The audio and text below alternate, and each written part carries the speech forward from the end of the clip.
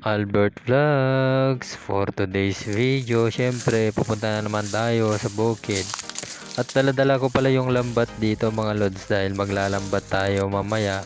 Bonus na lang talaga kung may magsabi sa'yo na cute ka, eh kung wala pa, wala na tayong magagawa.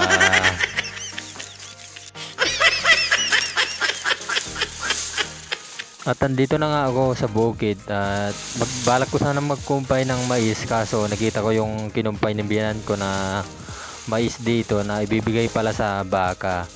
Kaya yan na lang ang binuhat ko at di na nga ako nagkumpay. Kaya tinali ko na lang dyan mga lods para ibibigay ko na lang doon sa baka na nandito sa bukid.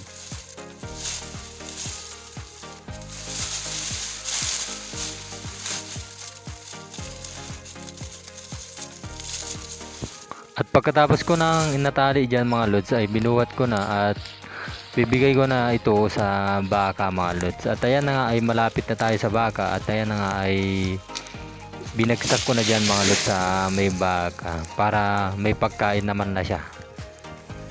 At pagkatapos ko nga naibigay sa baka yung pagkain niya ay dali-dali muna akong pumunta dito para sumilong naman mga lods dahil sa sobrang init dito sa bukid.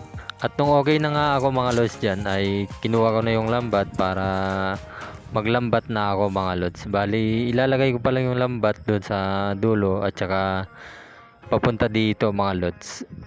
Bali iikutan ko pala yung gilid dito ng lambat para may makuha naman tayo na konting isda mga lods.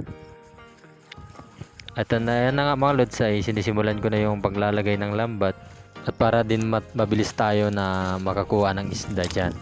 At ayan ang mga lods ay nung natapos ko na ilagay yung lambat ay may konti nang nakukuha dito. At ayan ang mga lods ay dahil nga nakikita ko na makulimlim yung langit ay dali-dali ko nang tinanggal yung lambat natin kasi baka abutan tayo ng ulan ay wala tayong kapote. At dali-dali ko na rin kinuha yung kalabaw para makauwi na rin dyan mga lods dahil sobrang dilim na dito ng kalangitan. Kaya dali-dali na akong umuwi dyan mga lods. At ito na nga ay nakarating na tayo dito. At paano ba yan mga lods? Bye bye! Thanks for watching mga lods!